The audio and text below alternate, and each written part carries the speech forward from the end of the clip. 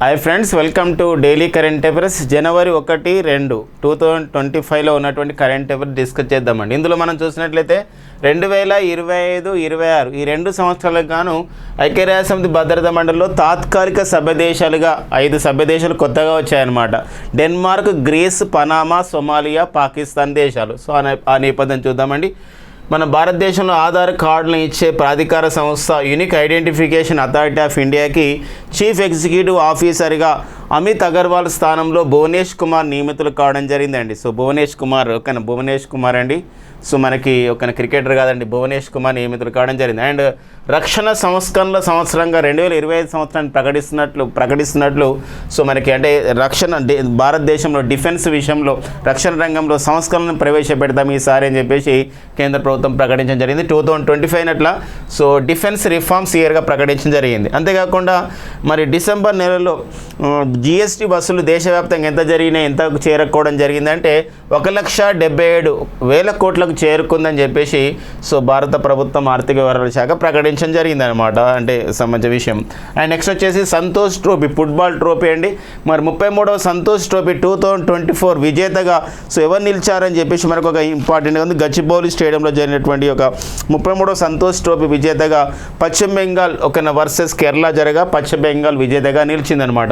దానికి సంబంధించిన విశేషాలు అండి ఇవి మనకు జనవరి 1 మరియు 2, 2025లో ఉన్నటువంటి ముఖ్యమైనటువంటి సో కరెంట్ అఫైర్స్గా చెప్పుకుంటున్నాం.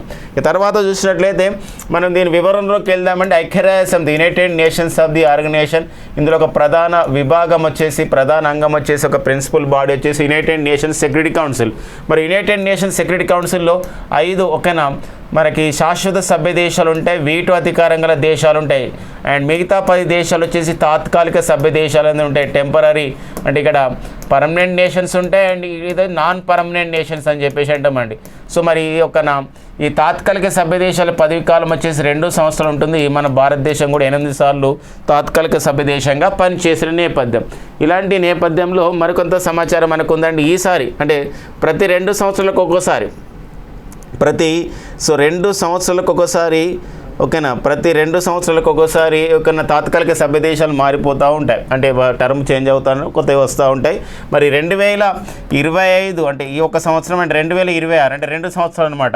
ఈ 2 సంవత్సరాల కాలానికి 5 దేశాలు తాత్కాలిక సభ్య దేశాలుగా చేరడం జరిగిందనమాట. 5 దేశాలు ఏవని చెప్పేసి అంటే ఇక్కడ డెన్మార్క్ దేశం అండి ఒకటి వచ్చేసేదని డెన్మార్క్ దేశం ఒకటి.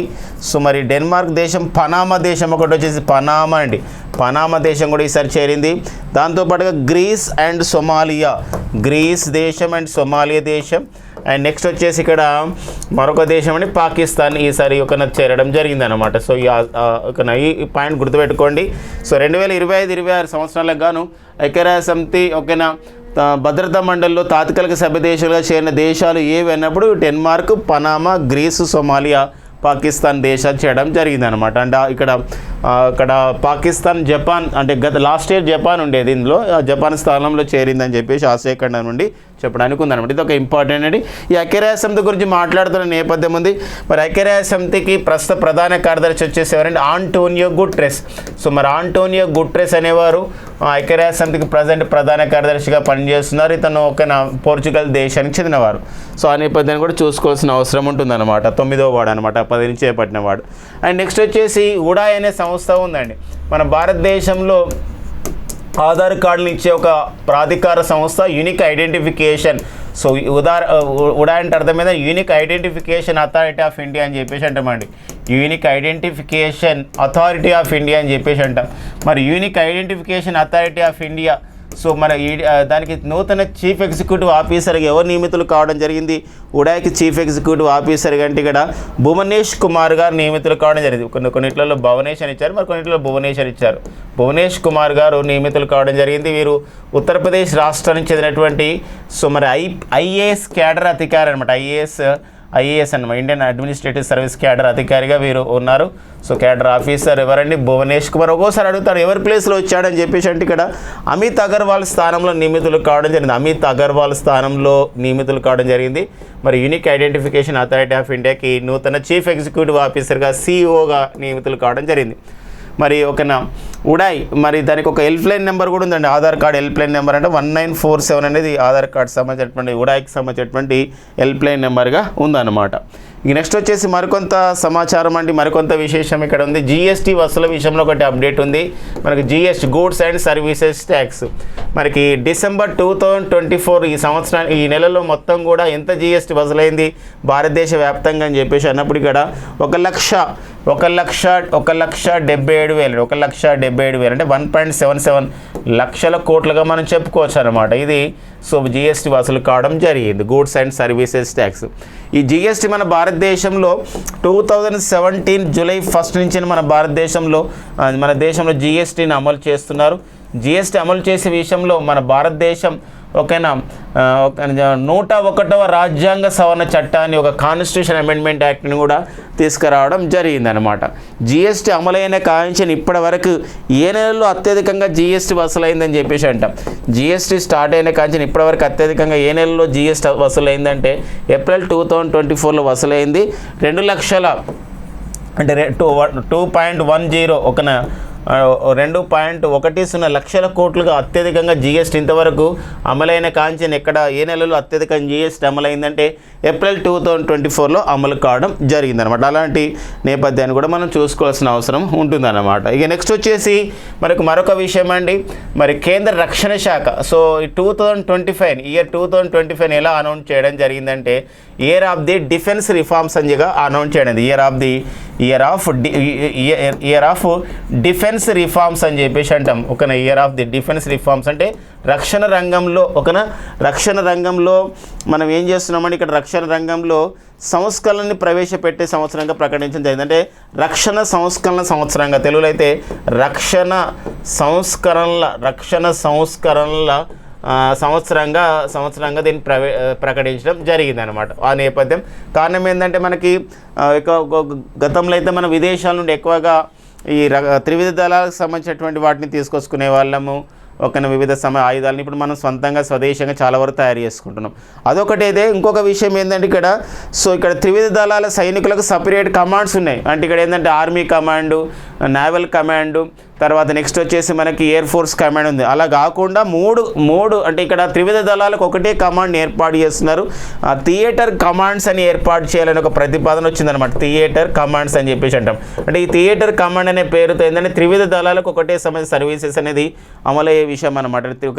దీన్ని మన థియేటరైజేషన్ ప్లాన్లో భాగంగా థియేటర్ కమాండ్ అంటే త్రివిధ దళాలకు ఒక సర్వీస్ నిబంధనలు ఈ విధంగా ఉండే విషయంలో ఒకటి ఏర్పాటు చేసే విషయంలోనే ఈ ఇయర్ ఆఫ్ ది డిఫెన్స్ రిఫార్మ్స్గా ఇలా ప్రకటించడం జరిగిందనమాట. ప్రతిసారి కూడా ఒక ఇంపార్టెన్స్ ఇస్తూ ఉంటారు ఒక్కొక్క విభాగంలో, ఈసారి ఇట్లా ఇవ్వడం జరిగిందనమాట. ఇప్పుడు ఐక్యరాజ్య సమితి కూడా అలానే ఉంటుంది. 2025ని ఐక్యరాజ్య సమితి ఎలా ప్రకటించిందంటే క్వాంటమ్ సైన్స్ అండ్ టెక్నాలజీ సంవత్సరంగా, year of the quantum science and technology సంవత్సరంగా ప్రకటించడం జరిగిందనమాట. అలా నేపథ్యాన్ని కూడా మనం గుర్తుపెట్టుకోవాల్సిన అవసరం ఉంటుందండి. సో మనకి డిఫెన్స్ అని చెప్పేసి అంటున్నాం కాబట్టి మనకు ప్రజెంట్ కేంద్ర రక్షణ శాఖ మంత్రిగా సో ఎవరు పనిచేస్తున్నారంటే రాజ్నాథ్ సింగ్ గారు, కేంద్ర రక్షణ శాఖ మంత్రి వచ్చేసేవారండి. సో రాజ్నాథ్ సింగ్ గారు సో పనిచేస్తున్నటువంటి నేపథ్యం అనమాట. అదొక ఇంపార్టెన్స్గా మనం గుర్తుపెట్టుకోవాల్సిన అవసరం ఉంది విషయాలు. నెక్స్ట్ వచ్చేసి మరికొంత సమాచారం అండి, మరికొంత సమాచారం అప్డేట్స్ మనకున్నాయి. ఈ స్పోర్ట్స్ అప్డేట్ల విషయంలో అయితే సంతోష్ ట్రోఫీ అనేది ఏంటి అంటారు. ఒక్కోసారి ఎగ్జామ్లు అడిగిన అనమాట. ఉబెర్ కప్ అంటే ఏంది, థామస్ కప్ అంటే బ్యాడ్మింటన్ కప్పులు అనమాట. అట్లా అగా ఖాన్ కప్ అంటే ఏంది, హాకీ కప్ ఇట్లా అడుగుతున్న నేపథ్యం. వింబుల్డన్ అనేది వింబుల్డన్ కప్ దేనికి సంబంధించింది అంటే టెన్నిస్ సంబంధించింది, ఇలా అడుగుతున్న నేపథ్యం ఉంటుంది. ఇలాంటి విషయంలో మరి 33వ సంతోష్ ట్రోఫీ సంతోష్ కప్ అనేది దేనికి సంబంధించిందంటే ఫుట్బాల్కు సంబంధించిందండి. 2024 సంతోష్ ట్రోఫీ అనేది మనకు హైదరాబాద్లో జరిగింది. ఫైనల్ మ్యాచ్ హైదరాబాద్లో జిఎంసీ బాలయోగి స్టేడియం, దాన్ని మనం గచ్చిబౌలి స్టేడియంగా కూడా పిలుస్తాం. గచ్చిబౌలి ప్రాంతం ఉంది కాబట్టి గచ్చిబౌలి స్టేడియంలో జిఎంసీ బాలయోగి స్టేడియంలో జరిగింది. మరి సంతోష్ ట్రోఫీ విజేతగా ఎవరు నిలవడం జరిగిందంటే ఇక్కడ అంటే వెస్ట్ బెంగాల్ వర్సెస్ కేరళ అండి. ఫైనల్ మ్యాచ్ ఎవరి మధ్య జరిగిందని వెస్ట్ బెంగాల్ వర్సెస్ కేరళ మధ్య జరిగితే ఈసారి విన్నర్గా ఎవరు నిలవడం జరిగింది సంతోష్ ట్రోఫీ అంటే ఇక్కడ సో వెస్ట్ బెంగాల్ విన్నర్గా నిలవడం జరిగింది అనమాట. సో ఈ నేపథ్యాన్ని మనం స్పోర్ట్స్ అప్డేట్లలో మనం చూసుకోవాల్సినటువంటి అవసరం అయితే ఉంటుందన్నమాట. ఆ విషయాన్ని గమనించాల్సినటువంటి అవసరం ఉంది, చాలా ఇంపార్టెన్స్గా చూసుకోవాల్సిన అవసరం ఉంటుంది. కాంపిటేటివ్ పాయింట్ టేబుల్ అనమాట. దీంతో పాటుగా మరికొంత సమాచార విశేషాలు మనకు ఉన్నాయండి. సో అవి కూడా మనం ఒకన మెయిన్గా ఈ సమాచార విశేషాలు మనం అంటే స్పోర్ట్స్ అప్డేట్ ఇవన్నీ నేర్చుకుని ఇంకేమన్నా 1-2 కరెంట్ అఫైర్స్ ఏమైనా అప్డేట్స్ ఉన్నా కూడా మనం నెక్స్ట్ వీడియోలో ఖచ్చితంగా చూసుకుందామండి. ఎందుకోసం అంటే దానిపైన ఇంకా అంటే కొన్ని ఏంటంటే ప్రపోజల్గా ఉంటాయి అలాంటి వాటిని ఇంకా కొంచెం మనం ఒక న్యూ అప్డేట్ చేసుకోవాల్సిన అవసరం ఉంటుంది. ఇంకా దానికి ఏమన్నా అలాంటి విషయంలో కొంచెం నెక్స్ట్ డే అయినా కొన్ని కరెంట్ అఫైర్స్ మనం ఖచ్చితంగా చెప్పుకుందాం. ఒకటి కూడా కరెంట్ అఫైర్స్ని ఎగ్జామ్ పాయింట్ ఆఫ్లో మిస్ చేయకుండా. ఎందుకోసం అంటే కాంపిటేటివ్ పాయింట్ ఆఫ్లో కాంపిటేటివ్ ఎగ్జామ్లో ప్రతి ఒక్క మార్క్ కూడా మనకి ఇంపార్టెంట్ కాబట్టి సో ప్రతి అంశాన్ని కూడా మనం డిస్కస్ చేద్దాం. ఇవేంటి ఈ యొక్క 2 డేస్లో ఉన్నటువంటి ముఖ్యమైనటువంటి ఎగ్జామ్ ఓరియంటెడ్ కరెంట్ అఫైర్స్ అండి. ఓకేనా, thank you friends and all the best.